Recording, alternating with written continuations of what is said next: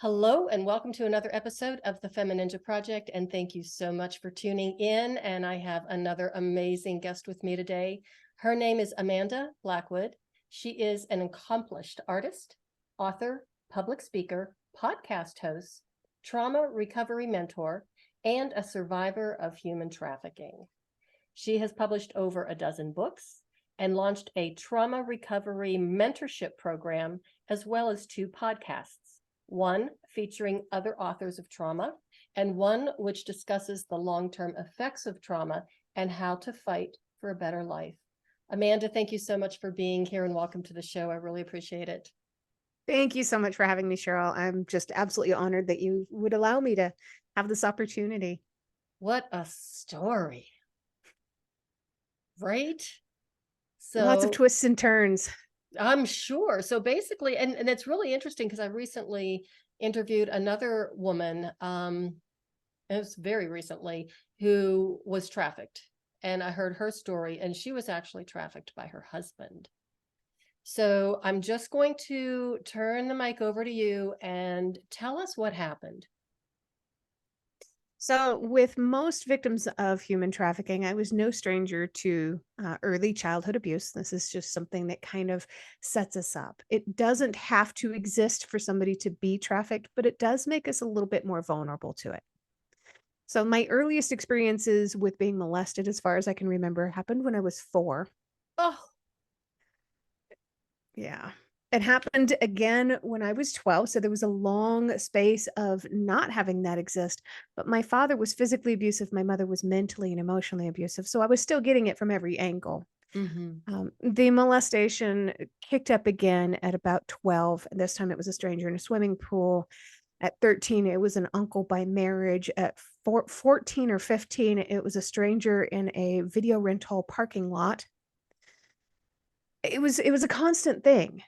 By the age of 17, I was looking for love and acceptance wherever I could get it. And my best friend at the time, that I had known since I was 12 years old, was a boy who then raped me.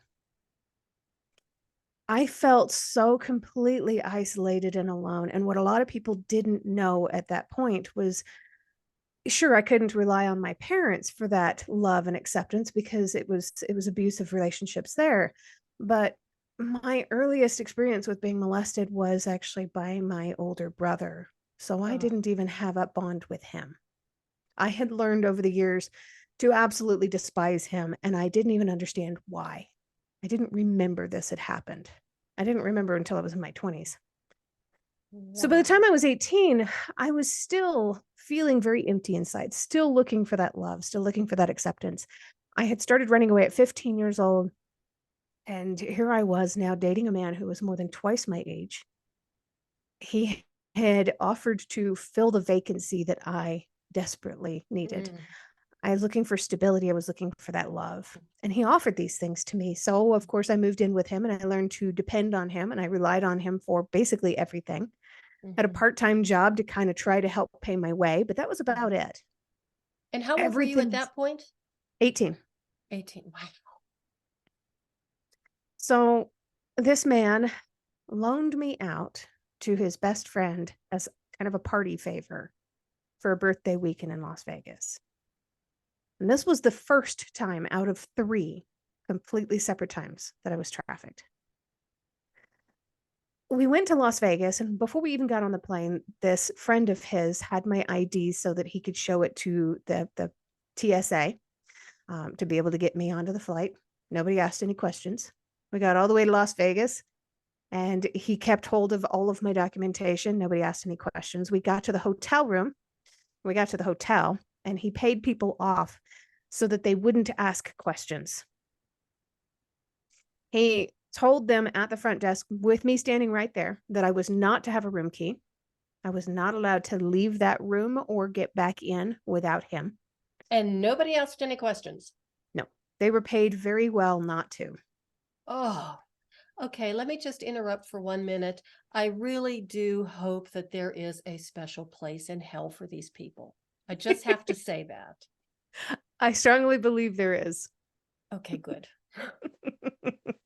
Together, all of that energy, will make it happen. Okay, so anyhow, continue. Right. I'm sorry. So he also made sure that he told them that I was allowed to have room service, but only once a day. And when they dropped it off at the hotel room, they were to knock and leave. They were not to stick around. They were not to have any kind of contact with me whatsoever. And he was also more than twice my age. So he passed this off as being a protective father of his 18-year-old daughter, which that also had its own twisted implications. When it was pitched to me that I'd be going to Las Vegas for this trip, I was thinking it was a birthday party. And while this guy was down gambling, I was going to be overriding the roller coaster at the top of New York. During one of my adventures running away, I had already ridden that roller coaster and I loved it. And I couldn't wait to get back to it. But then all of this happened and I was locked up in this hotel room and I couldn't leave for 52 hours. Oh, I had this mentality that so many of us adopt. And so many of us say to somebody else, you've been through worse, you'll get through this too. That is a dangerous mindset. Stop telling that to people right now. mm-hmm. I sat in that hotel room for 52 hours saying, I can get through this. I've been through worse. I didn't have my ID, so I felt like I couldn't go to the authorities and report him or get any assistance of any kind. If I left the hotel room, I couldn't get back in. I wouldn't be able to get back to where I was living to get my things and leave. I would have been homeless in the streets of Las Vegas. And to me, that wasn't an option. I didn't know what resources were out there, and not knowing what your resources are is basically the same thing as not having any resources. This was 1998. So, the internet really isn't a very popular thing. And even if it does exist where you happen to be, it's not going to be in your pocket. It's not going to Right. be easy to access and find resources. So I suffered through 52 hours of repeated assaults with him, then going downstairs and gambling, coming upstairs, assaulting me again, and passing out. Oh, It was a solid 52 hours of this. It was terrible.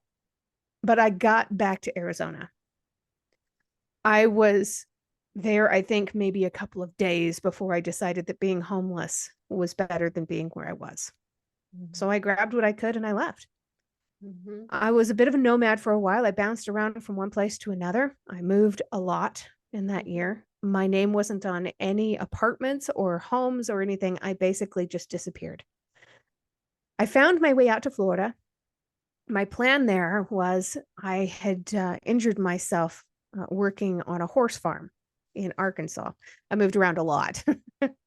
But I was on this horse farm in Arkansas when I fell out of the hayloft and I tore some cartilage in my knee really, really bad. I was supposed to get this knee surgery done.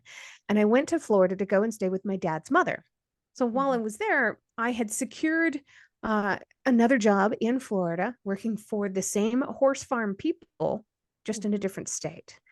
I was going to go stay with her, get the knee surgery and recover, and then move on with my life and hopefully find a sense of stability. That's what I wanted more than anything. When I got to Daytona Beach, it was about 10:30 at night. I got off the bus and I had like $5 left to my name. I was so happy to finally be at my destination. And I called them because all I had was their phone number. I didn't have their address. There was no handy little GPS in my pocket. Mm-hmm. And I called them to say, hey, I'm here. I'm ready for you to come and pick me up. And I really appreciate you doing this for me. But what I didn't realize was that my parents had called them while I was on my way there and told my grandmother, she's running from her problems again. And if you take her in, we'll never speak to you again. 10:30 at night, her husband, my dad's stepfather, answered the phone and said, we're not coming to get you. You're on your own. Good luck. I sat down on the curb and was just bawling my eyes out. A young couple had just gotten back from their quick vacation in New York. And they found me crying and wanted to know what was wrong. And somehow they understood me through all the sobbing. And I got it all out. And they said, okay, we have a place for you to stay.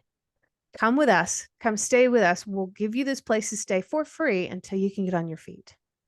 What they really meant was, we'll give you this place to stay for free until we can find the highest bidder, because that's what they did. The couple that took me in, he was 22 and she looked 18. She was 15 years old. And these two people, a 22-year-old male and a 15-year-old female, sold me to some guy named Esteban. I was locked up in a small room for 23 and a half hours with no food, no water, no bathroom facilities. almost long enough to file a missing persons report if anybody knew who I was and cared, but nobody did. I Oh, knew I was on my own. and you knew no one would be looking for you. Oh, absolutely. I had planned it that way. I didn't want people to look for me. Hmm. I was tired of people finding me. Hmm. Well, that's understandable. Yeah. And the guy from Arizona had been looking for me for a number of years at that point. Yeah. I mean, well, I guess about a year. I Mm-hmm. mean, I was 19. This is 1999. Jeez. So back when I was growing up in the 80s and 90s, there was this fantastic TV show on that I absolutely adored. I wanted to be this character. I wanted to marry this character. His name was MacGyver. He could fix anything with a paperclip and a rubber band. Mm-hmm. And in the middle of that dark moment, in the middle of that dark room, I sat down and thought to myself, what would MacGyver do? Mm-hmm.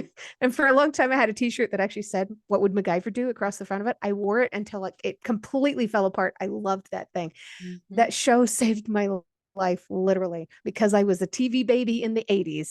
Mm-hmm. I survived this scenario. It was crazy. I got out of there. What would MacGyver do? What did you decide? I used whatever resources were available to me at the time. There were several different things that I tried that did not work. And, not everything MacGyver ever tried the first time worked either. And I knew that I was no rocket scientist. So it was all right if I tried more than once. Right. I ended up getting really resourceful. I don't want to get into too many details because I did write about that in my book.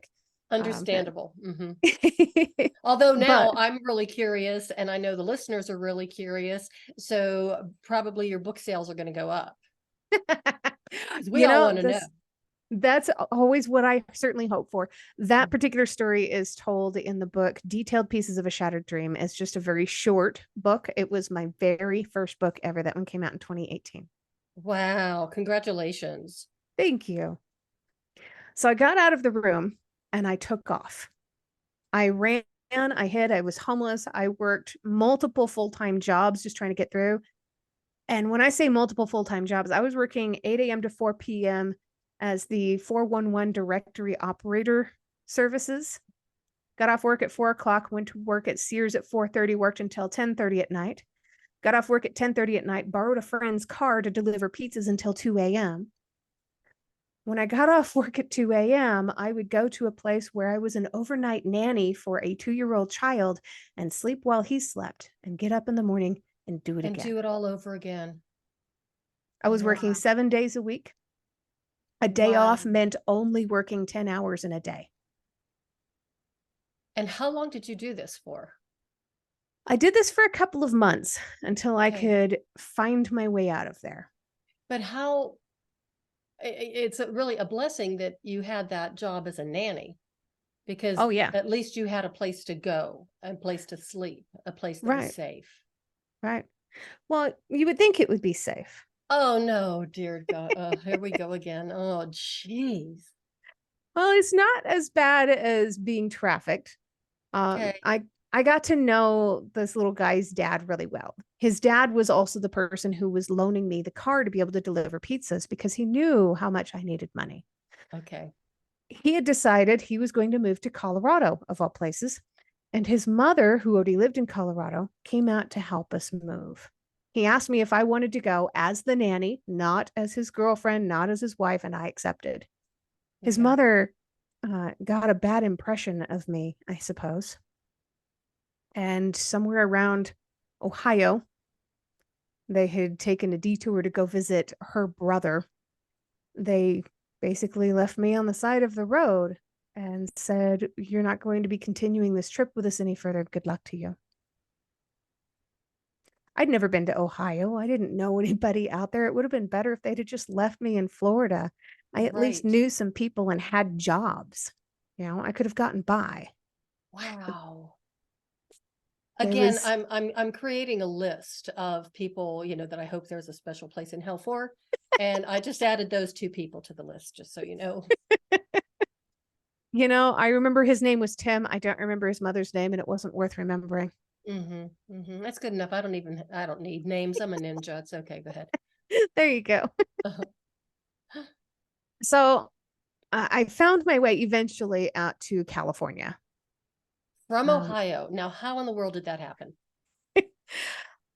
there's a couple little pieces here and there that I kind of left out. When I was in Arkansas and I injured myself on a horse farm, I had gotten secretly married to a different man who was more than twice my age. And when I was in Ohio, I called him. I had tried to get a divorce, but I didn't know how to go through that when I was only 19 years old.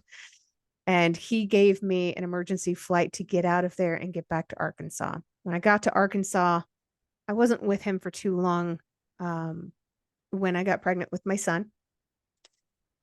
I got a job as quickly as I could working in a restaurant as a waitress. And I left my ex-husband. I did everything I could to get away from him. He was extremely abusive.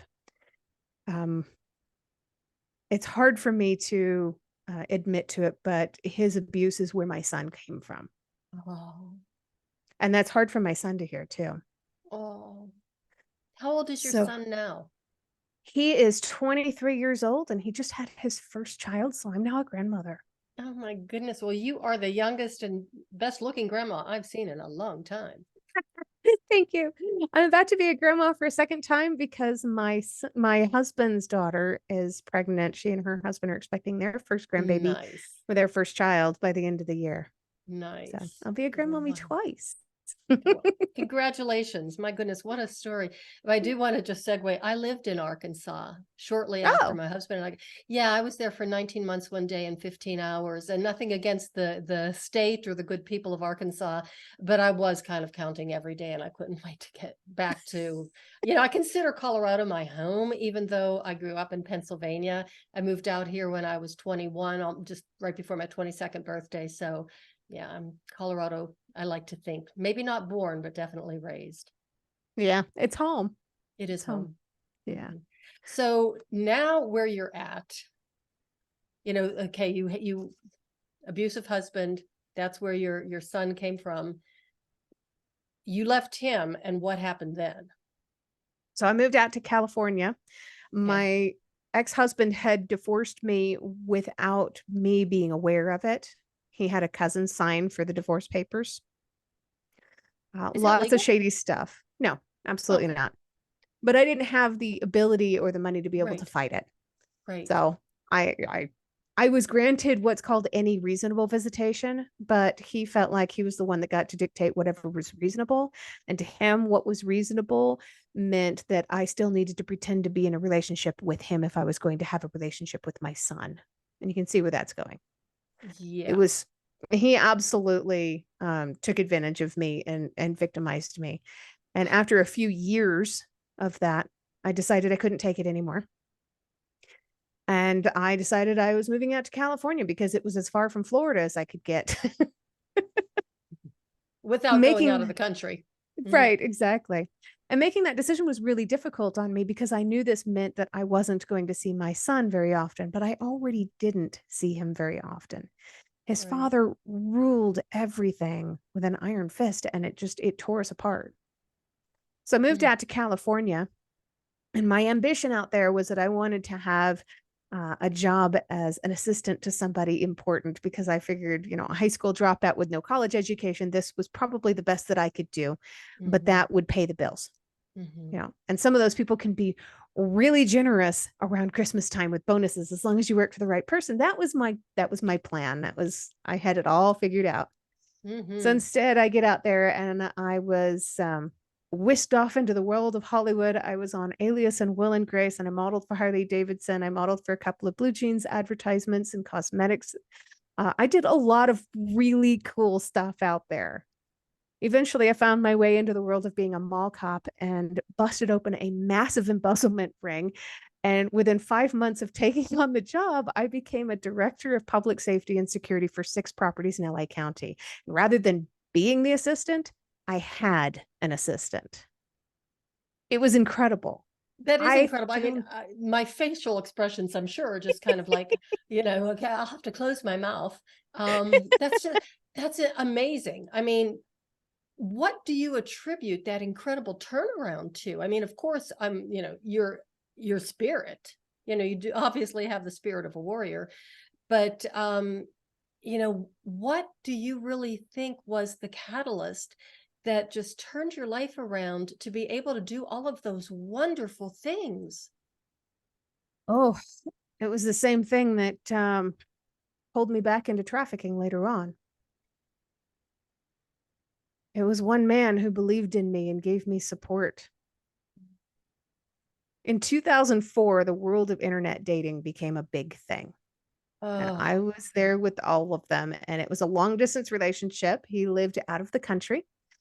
And so we decided that I wasn't going to be able to go and live with him. And he couldn't exactly quit his job to come and live with me, but we could be there for each other.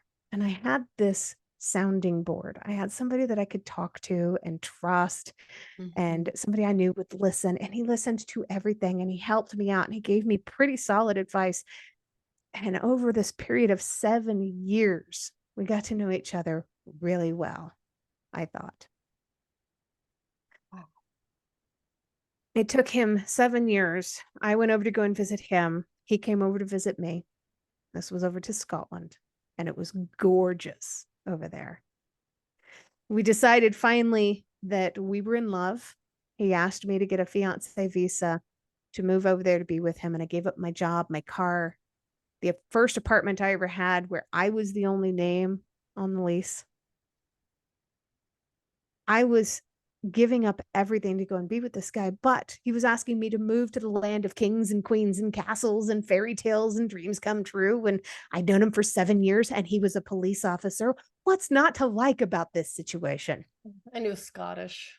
Oh, yeah. That Yeah. Scottish accent, man. I used to have a huge weakness for it. Now I can emulate it so well, I don't. So I gave up everything and I moved over there to be with him. It took him 7 years to get me there. It took him 7 days to start trafficking me. Jeez. So I just want to highlight that mostly for the audience because it seems like we're hearing a lot about trafficking, these days, a little bit more here and there in the news. Although we don't, it's not as upfront as you would expect it to be, but just the incredible amount of patience that some of these people have. And these people are evil beyond, there's no description. You can't describe how evil and wicked they are. But that he would wait so patiently for 7 years to get you over there, to isolate you, to remove you from your surroundings, to make you completely dependent on him for money. Everything was there, that all of the grooming is exactly what these abusers do and traffickers. Right. Absolutely. I And there's mean, so many parallels between the acts of domestic violence and the acts of trafficking. that's kind of what it sounds like. Yeah. Yeah. Wow. Okay, so then what happens then? Here you are in Scotland. You don't have any support. You don't have any friends. You don't know anybody. You don't have any way to make some income. How did you get out of that? Oh, that was a long and twisted road being able to get out of that one. So Wow. after the first week, the first week, like I said, was fun. It was great. But after that, when the abuse started, I wanted to get out quickly. He already had my driver's license, passport, debit card, all that stuff. And he had gotten it about 2 hours after I had landed. And he said this was for safekeeping and he knew the crime rates where we lived because he's a police officer. And somehow I bought into all this. Looking back, I recognize it to be a red flag now. I did not recognize it at the time. And Well, it that's had been because I 7 years. right. I was blinded by love and trust, Right. Well, and you he know? built that trust. He made sure he did. I mean, it was a game almost to him. It was. It absolutely was. Oh, So jeez. one night when the abuse was happening, I fell back on my old ways of being a server, a waitress. Mhm. And I remembered being a diner waitress and making sure that my customers could never see the bottom of their coffee cup. I did that with his whiskey glass. I made sure that that man had more than half a bottle of whiskey by himself that night. And towards the end of the night, I told him, okay, so if you give me back my driver's license and my debit card and my passport, I can go down to the bank and pull out the money that I have in the bank and give it to you so that we can spend it. When really my plan was the very next morning, I ran to a computer and I looked at flights to see what I could afford to get out. Mm-hmm. The first flight out was over $12,000. I had a little over 2,000 in my bank. So Where was that flight going? back to LA, 12 grand? 12 grand, but it left within 4 hours and I could have made it to the airport if I had the money. Last minute flights are expensive, especially traveling international. So I had to expand my search out several days. And I did this day by day by day by day until I could find something that I could afford. And the first one that I could afford was 5 days out. Now we're getting back to this mentality again that I had in Arizona. I've been through worse. I can get through this also. I had to survive in that household in the dead of winter in Scotland, which, by the way, is on the same meridian level as Alaska. So you don't want to be out wandering around and Oh. homeless in February in Scotland. Mm-hmm, mm-hmm. And I said, I can last these 5 days. And the abuse continued during those 5 days. And I ended up with a kidney infection so severe that I was hospitalized. And I was in the hospital when the flight took off. Oh, jeez. It was a non-refundable flight, and I'd spent everything that I had except for $11 on that ticket. I had no way out at that point, and I knew it. And it took me a little while to really start to accept it. I was still in denial, and I was still trying to figure out some way out, trying to outsmart him, and I just couldn't do it. He was basically the Moriarty to my Sherlock Holmes. No matter what I tried, he was gonna be one step ahead of me Ahead of you, yeah. always. Yeah. So what was your mental state at the time? I mean, were you able, it sounds like you were able to still problem solve and think clearly to some degree. To a degree, I could, but I was also getting really depressed. I was losing hope very quickly. Yeah. It took a couple of months, but I Oh. finally lost enough hope that I had determined one day when I got out of the house that I was going to end my life. Mm-hmm. I walked down to a church that had been built in the 1600s, and in the little tiny graveyard right next to it was a small, tiny little cemetery. One of the headstones had been so weathered worn that the last thing remaining on this headstone was the date of 1776. And that's the date of American independence from the English. I took that as a sign, man. I sat there next to that headstone, and I don't know who that person was that was under it. I don't know if it was a man or woman. It didn't matter. That was my best friend that day. It was the only person that I had that I could talk to, and I told him everything. I just spilled my guts, and I cried. And I sat there for probably an hour, and it was wet grass. I got up, my butt was all wet. It's never a fun feeling. No, it really isn't. I dare say, I'm sure that that person, whoever he or she was crying with you. I think so. I think it would have been hard not to. How long were you there sitting in the wet grass? About an hour before I moved to the church steps. Okay.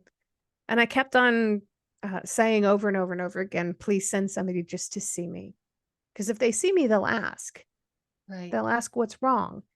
And if they ask me what's wrong, then I'll know that this is somebody that I can trust and somebody who might actually be able to help me. Mm-hmm. I didn't know how to trust anybody at that point, but I was certainly going to try. Right. Right. So as long as I sat there, nobody came. So I got up and I checked the doors of the church, which it was a very old, very small church. So of course it was locked. And I sat down on the steps and I did the same thing again. Please send somebody to see me. And nobody came.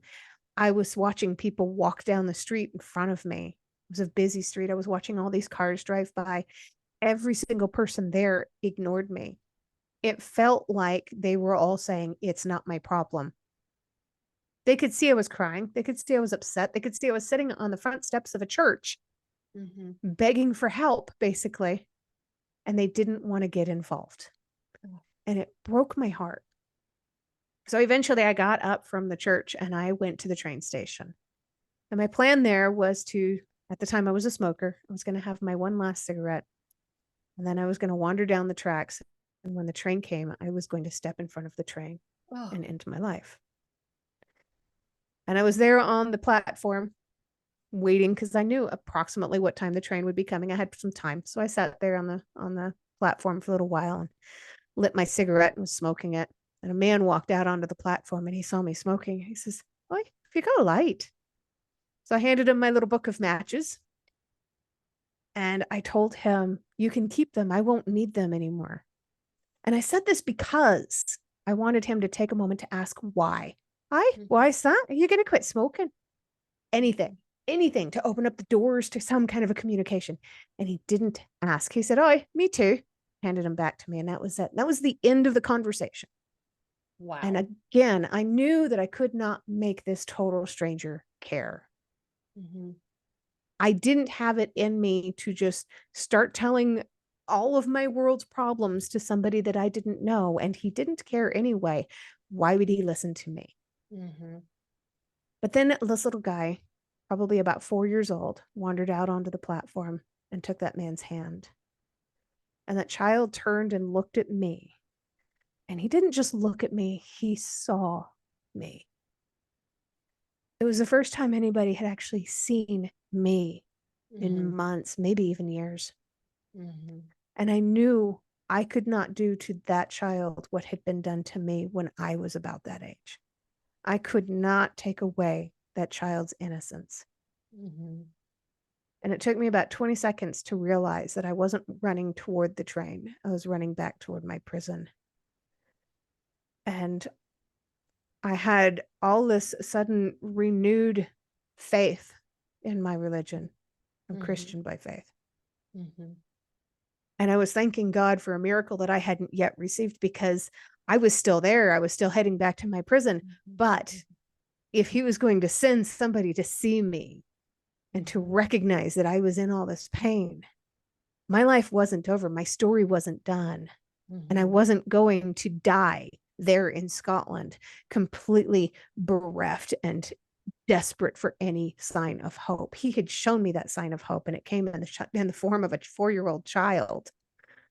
He reminded me of where I came from. Wow. I started leaving these little breadcrumbs. I had, over the years, studied and learned about what we used to call Stockholm Syndrome, is now called trauma bonding. And I Mhm. had learned so much about it that I knew that I could try to use this to my advantage. With him being a police officer, I knew that he would know what this was also. He would recognize the signs, but only if I played it right. And he knew that I had been on Alias and Will and Grace and all these other TV programs, and I had done some acting, but he didn't realize that I could really act. So I started leaving these little breadcrumbs of I would do anything for him. When there was systematic torture during all of this. This is part of the force, part of the coercion. There was food deprivation, there was sleep deprivation, and there was waterboarding for Oh. sport. And during all of that, I didn't complain. Okay, I won't eat until tomorrow. That's okay.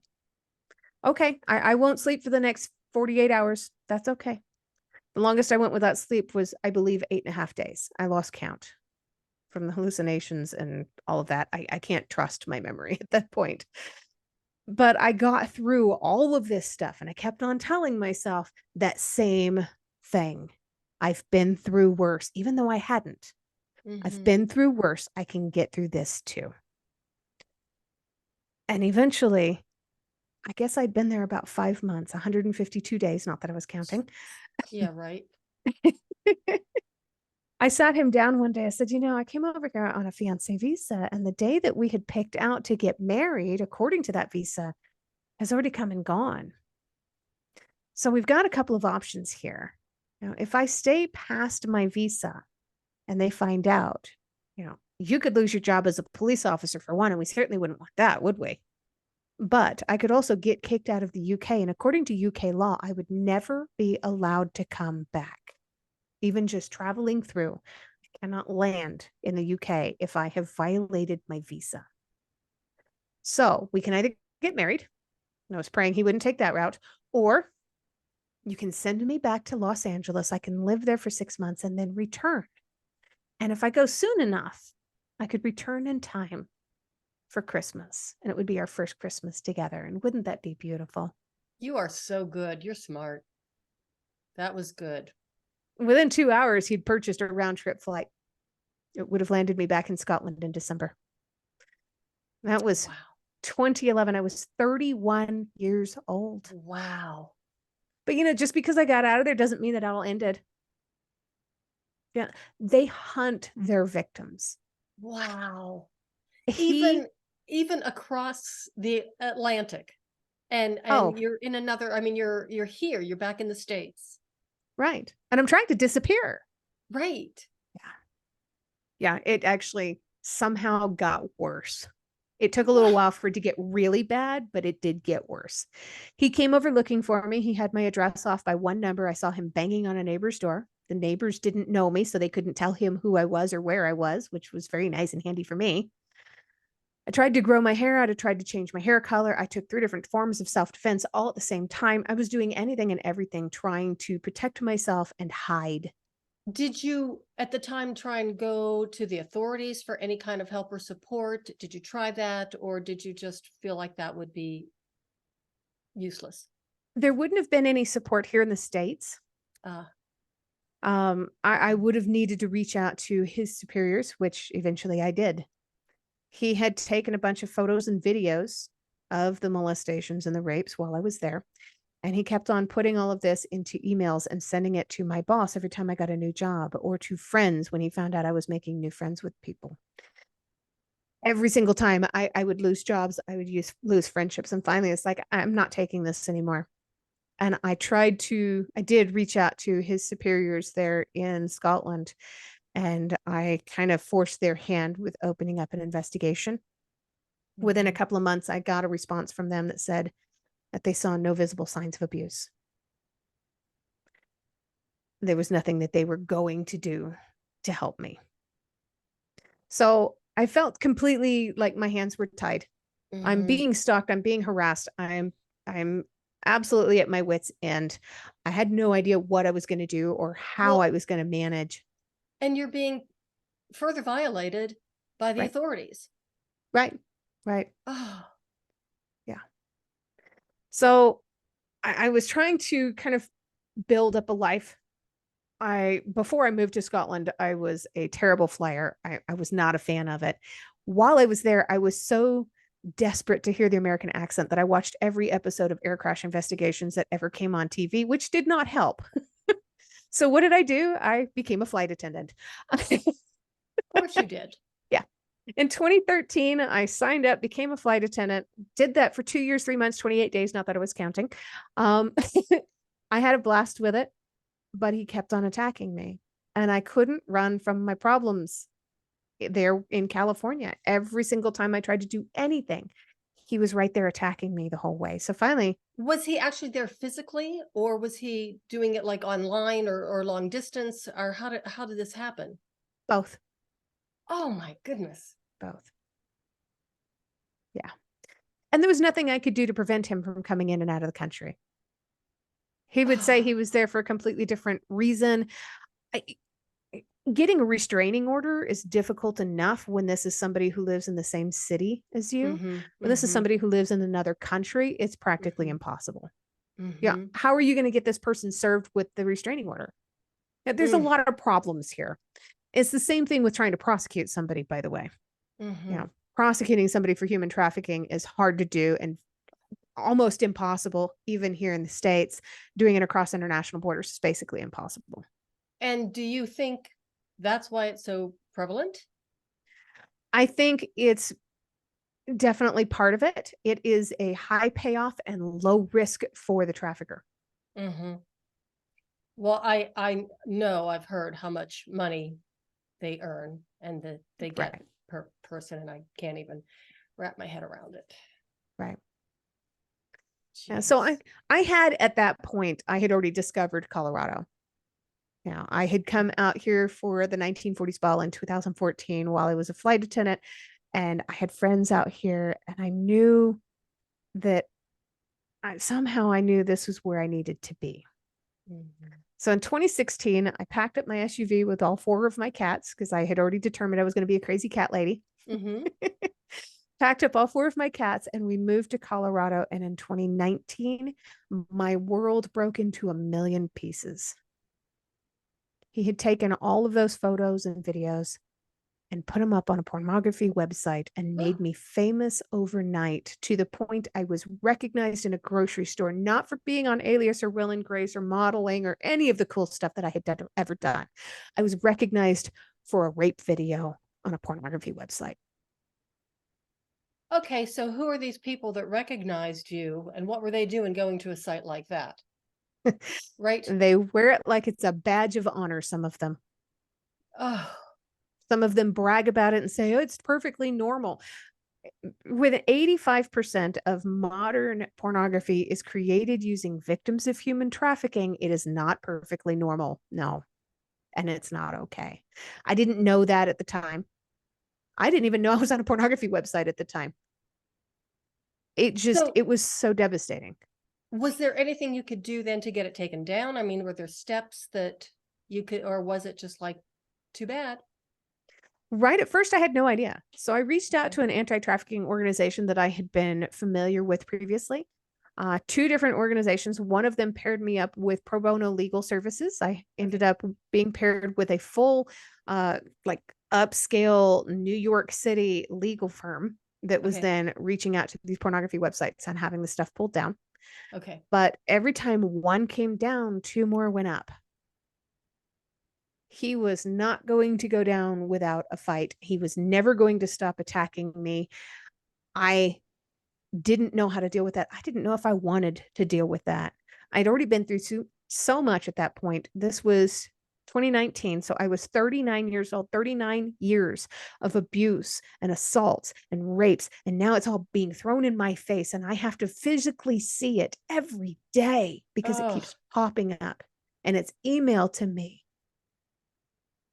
constantly. And he put up my social media information. He put up whatever personal contact information he could for me. These people were stalking me. These people who were watching these rape videos and thinking this was some porn star. They're oh, stalking me. They're finding me. I didn't know how to deal with this. So the other organization that I reached out to paired me up with a therapist. And the first therapist that I talked to, she was really new to the industry. And the poor lady, I traumatized her so much. I'm pretty sure she's left the industry forever. She'll never do it again. The second therapist they paired me up with was great, but I went into it already knowing exactly what I needed. And I told her right off the bat, I have 2 very strict rules. Number 1, do not come at me with prescription medication advice right off the bat. I don't want a Band-Aid. I want a shovel. mm-hmm. And number 2, do not beat around the bush. Do not pull the punches. Don't treat me like I'm some fragile porcelain doll. If I was going to break, I would have done so already. Now let's get busy. Mm-hmm. That started in summer of 2019. By Mm-hmm. November of 2020, she told me, I'm not sure what more I can do to help you. You have made such progress, but I know you well enough to know that your story doesn't end here and you're not going to stop working on this. So Mm-hmm. what are you going to do next? And I said, I've been working and doing all these books and everything for this many years so far, starting with the first one in 2018. Mm-hmm. 2 books a year. I think I'm finally ready to write the book. And she said, which book? I said, the book, my book, the story about my life and all the stuff that I've overcome and survived, not just the little bits and pieces here and there. Mm-hmm. And she said, okay, well, Christmas season is coming up, so you might be a little bit busy in December, but I'll check in with you in January. If you need me, you know how to reach me. In January, she reached out to me and she said, so how's it going?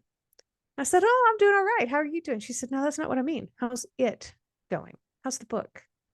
I said, oh, it's done. She said, excuse me? She says, is this a short book? No, it's 350 pages. Did you quit one of your 2 full-time jobs? No, I still have them both and I'm working overtime at the one. She said, how did you do this? I told her, I said, when the floodgates open, You how do can't you stop them. not? Mm-hmm. Yeah. Mm-hmm. So she said, well, now what are you going to do? And I said, I'm not sure. I have no idea. I've done the stuff that I've wanted to do and I don't know where to go from here. And she said, I want you to try painting. I told her, Amy, anytime I've ever tried to paint, it looks like a multicolored snowman laying on his side. I Mhm. don't know how to paint. It comes out looking all blobby and globular, and it's not my thing. And she's like, well, I want you to try anyway. Sending somebody over with paintbrushes and canvases and acrylic paints. I just want you to try. And it doesn't matter what it looks like. I want you to paint what you're thinking or what you're feeling. That was Well, then, brilliant. oh, it was amazing. She opened up, she unlocked something in me. So in my Mhm. first 3 months, I sold my first painting back to this anti-trafficking organization that paired me with her in the first place. They made prints and sold the prints to be able to afford counseling services for other survivors of trafficking. Wow. And within 5 months, I had painted a piece called Carry Your Own Baggage. I have a Mhm. print of it that I keep in my office at all times. And it's about how we all have to carry our own baggage through life until we find a safe place to set it down. It was purchased by a home for human trafficking survivors in Chicago, Illinois. And this painting was unveiled at a ceremony out there in front of the Chicago Tribune about the same time that my autobiography was published on my Wow. 10-year anniversary of freedom from trafficking. So the Chicago Wow. Tribune wrote an article about me. Okay, I see that behind you in the backdrop. Yeah, the painting as well as the framed copy of the tribute. Oh my goodness. Yeah. So about a month after all of that happened is when I met the man that is now my husband. Mhm. The man who keeps you sane. Yes, the man and the cats, they And all the do their cats. job. Mhm. Of course, of course. Do you ever just kind of step back and say, what the heck? How in the world did this happen? And how did I get through it? And look at where I am now. I try not to question it all because I know that there is a very solid reason for all of it. Mhm. I've learned that less than 2% of all victims of human trafficking escape. They get out with their lives. Knowing that I am part of the 2% of the people who survive, I know not to question it because I went through this for a reason.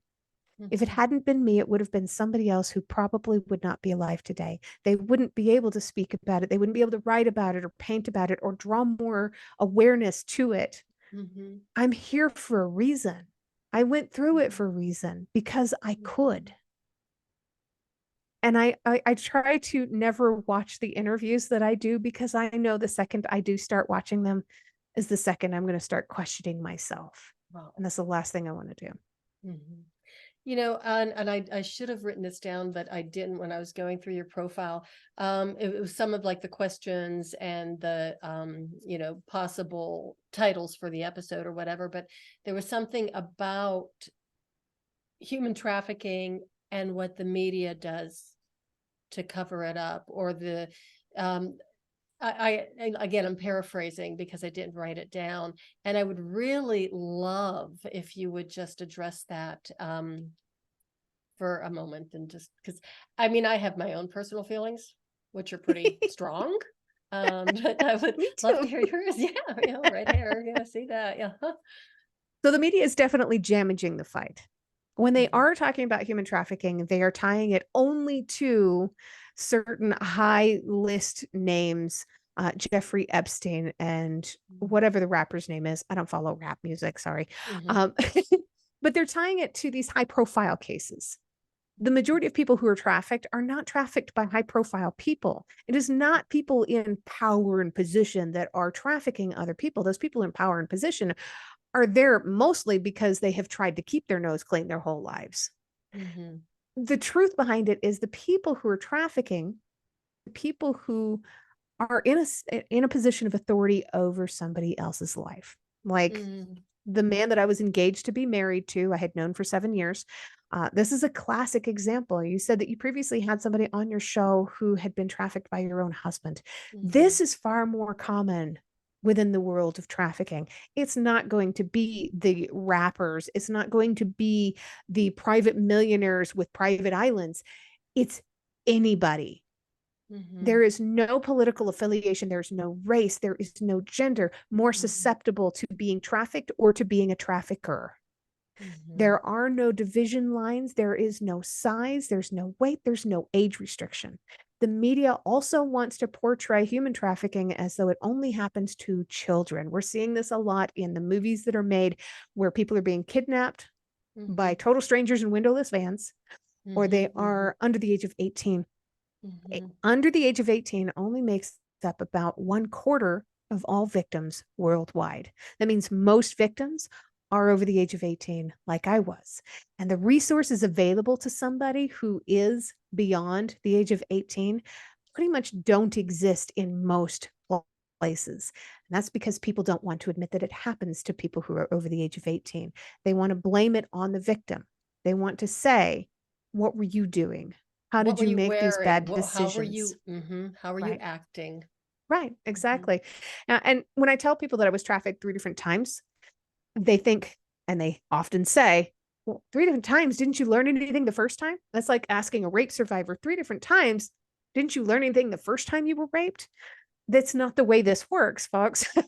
But the average number of times that somebody is sucked back into trafficking is seven. Yeah, Seven well, times. I can see that, and I just don't understand why other people wouldn't be able to understand, that that makes you every time it makes you more and more vulnerable because Right. and it's not anything you're doing. It's predators look for a certain, vibe or they put like their feelers out there and they know who might be a victim because they can just sense it. Right. Right. Absolutely. They sense that vulnerability in somebody. Right. And then they start working on them to figure out what it is that they're missing in their lives. And then they Mhm, promise to fill that vacancy. And mhm. I mean, this is the pattern that showed up again and again and again in my life. Mhm. And there was another woman I interviewed recently. Um, hers was her experience was like getting out of narcissistic relationships because I guess she grew up with a very narcissistic father, and of course that set her up for being, the target of all kind of narcissists and narcissistic relationships. But she described it the exact same way, the grooming, and of course that they find out, all your vulnerabilities because they want to be with you, they love you so much, and we're going to have this, they have this fantastic relationship, but they're really doing is it's like they're collecting data, and it's like a database. It's like, where are your weak points? And Right. then they use that to manipulate. Yeah, absolutely. Yeah. And I think it's also important that people recognize the definition of human trafficking. Mm. It's, I would suggest that if people want to know more about human trafficking, don't Google it. Mhm, Google is mhm, not a reputable source. mhm. Or Wikipedia, yeah. Right. Go to the Department of Homeland Security. Mm, The definition there is the use of force, fraud, or coercion to obtain labor or commercial sex acts from another person. mhm, So when we hear human trafficking, we automatically start to think trafficking equals traffic, equals being on the road. mhm, You notice in that mhm. definition, there's no mention of transportation. Right, There's also no mention of money. It says commercial sex acts. It does not say money. right. So human trafficking does not equal human smuggling, and human trafficking does not equal prostitution. About 95% of the people being prostituted are victims of human trafficking, but there is that small percentage of those who do this by choice. Mhm, But there are millions, literally millions more people who are being trafficked that have never been prostitutes. mhm. I just want to share this story. The audience, for my listeners, you might have heard this on a previous episode, but my goodness, it was so long ago. It was probably like 200 episodes ago. But there actually was a community in Colorado, a small, prestigious community, very affluent people. And this was back in 2017, where it was discovered that more than half of the students at the local high school were being trafficked. Right. I do More remember hearing than about that. half. Yep, and that was happening within the times of, when school let out, like at 3 or 3:30 until supper time, 6 o'clock where they had to be home to eat supper or dinner or whatever with the family. But, it was just a massive, yeah. So, it's a lot Yeah. more prevalent than we think. It's more prevalent than we know. And what I want to ask you right now is, what can we do to stop it, shed light on it? I mean, to me, this is absolutely horrific. It's important to make sure that we find good, reputable organizations to work with. Mm, Yeah. And when I say that, I do mean to actually do the research, find out where the money is going. mm, Yeah. Ask them, is there something that I can do to help your organization, even if you don't have money? And even if you do have money to give, ask them mhm, what they physically need. mhm, Because if they don't need anything physically, they probably don't mhm. need your money either. That's a very good point. Okay, so tell us about your trauma recovery mentorship program. And your website is quite, yeah, it's a beautiful website. There's a ton of information on it. So tell us about that and just take it away. Then I'll ask some more questions probably. So growthfromdarkness.com is my website. I'm very proud of that website. I've built it myself. Oh, Um, wow. I have a It is second website. beautiful. Thank you. I have a second website too, detailedpieces.com. It's actually named after my first book, Detailed Pieces of a Shattered Dream. But that website is run by a very dear friend of mine who absolutely loves doing it. And it's more of the personal side of my life. So I didn't build that one because, again, I don't like having to look at myself in that way. I just like doing the things that I like to do. Oh, don't So we all? right. So, Growth from Darkness, the trauma recovery mentorship, I learned the hard way how to get through all of this stuff that I've been through. I Hmm. learned how to figure out what my trauma reactions are, Hmm. figure out what the long term consequences are of not dealing with them and reinforcing these bad behaviors and using them to punish the people in our lives who haven't done Hmm. anything wrong. Hmm. And I learned better ways to start coping with it, to recognize it, and to retrain my brain to have um, healthier mechanisms that click Hmm. on when I do get triggered when something happens. It has saved relationships with friends. It is Hmm. part of the reason that my husband and I have such a functional, beautiful, healthy marriage. Hmm. I wanted to be able to pass this on to people. I Hmm. have this ability to teach and to speak and to communicate this stuff with people where they can understand it in their own ways. Hmm. I know that I'm not a therapist or a counselor. I do not need people and actually don't want people telling me their deepest, darkest points of their abuse and their Hmm. life. What I Hmm. want them to do is trust me to help them to retrain their brains away from the trauma reactions so that they can start living a healthier, happier life without living in a victim mentality. Hmm. Love the training the brain thing because I'm a real geek about neurology and I'm a real geek about neuroplasticity and being able to change, the way we move, sense, feel, and think during the entire course of our lifetime. So that's a very strong tool that actually can work in our favor, all for the power of good. So thanks for saying that. Absolutely. Yeah. Yeah. Well, oh my gosh, I tell you, Amanda, wow, this has been such an amazing conversation and what a story. And you, my dear, are a warrior. I have really, the warrior queen, I'm telling you, that's amazing. I'm just amazed at everything that you've gone through. And, you're really, I hate when people say this to me, an inspiration, but you're an incredible inspiration. Thank you. Thank you. Yeah. I always just kind of bumbled through. I didn't know that I had any other option. Well, that's a really good point. But I just keep going back to 1776 and that person. I mean, I would, I'm connecting with that person. And it Yeah. wasn't even my experience, but it was almost like that was the one who was going to help you. That was the person who was going to save you. Right. They were going to prevent me from ending up in the ground next to them. Yeah. Wow. So I just want to ask real quick, is that person that you were married to, is he still alive? He actually passed away in the middle of writing my autobiography and the dealing with the emotions of finding out that he's passed. That was all of it was put into the book. He Wow. had disappeared illegally with my son when my son was only 9 years old. I So haven't this is seen the my one in son. this is the one in Arkansas. Yeah. Not the one in Scotland. Okay. I Wow. never married the one in Scotland. Okay, that's right. Okay. Yeah. All right. Wow. But the one in Scotland, last I heard, is still a police officer. And you And have to wonder what he's doing now.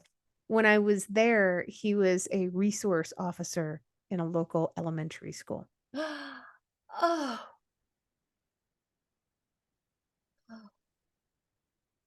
Yeah.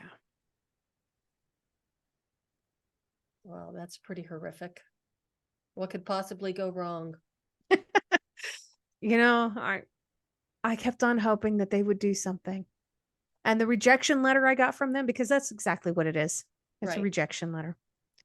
That is sitting in a shadow box with all the things that I did and didn't do the year that I got back from Scotland, including a whirlwind trip to Paris and London and staying on board the Queen Mary and being on the news for Fox News for a St. Patrick's Day parade and going to San Francisco, just driving up there, buying a car. All of these little trinkets and mementos are in this massive shadow box and it's hanging right next to my bedroom door. And every time I look at it, it reminds me of all the things that I ticked off that bucket list. And that bucket list has only grown since then. All that stuff kept me alive. Well, I really hope that you come back on the show as that bucket grows bigger, because I would love to know what more you've got planned or not planned, but whatever, the future holds. I'm really curious about your books because anybody who's written 12 books to me is, an amazing, amazing human being.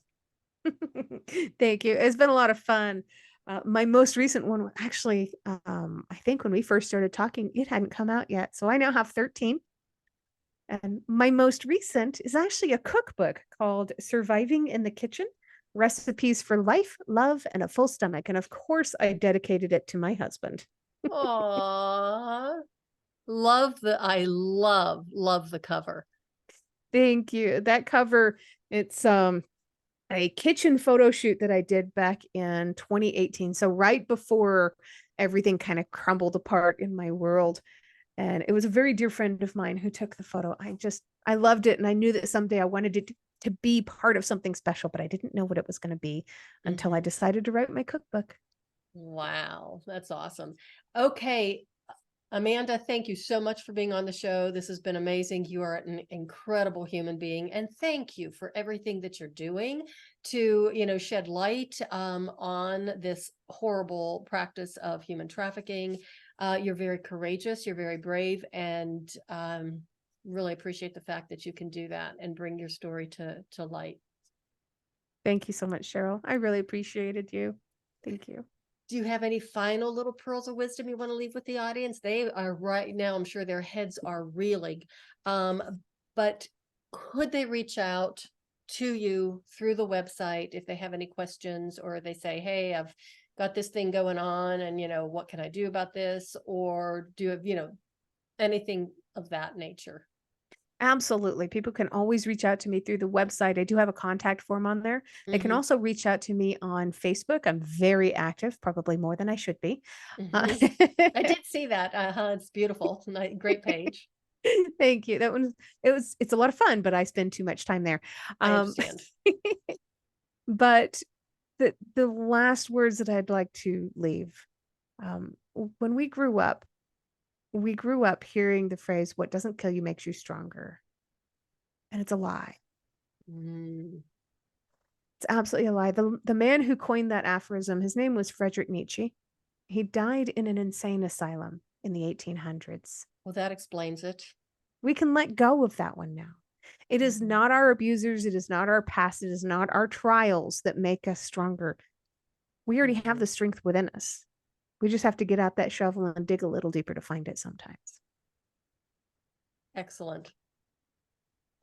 Well, once again, thank you for being here. It's been an amazing conversation. Thank you. And everybody, thank you so much for listening. I really appreciate it. My goodness, what a story. Just, keep your eyes open, be sensitive to what's happening around us. It's really, human trafficking is a lot more prevalent than we think it is. And remember, what doesn't kill us doesn't necessarily make us stronger. So, and that is the way of the FemiNinja.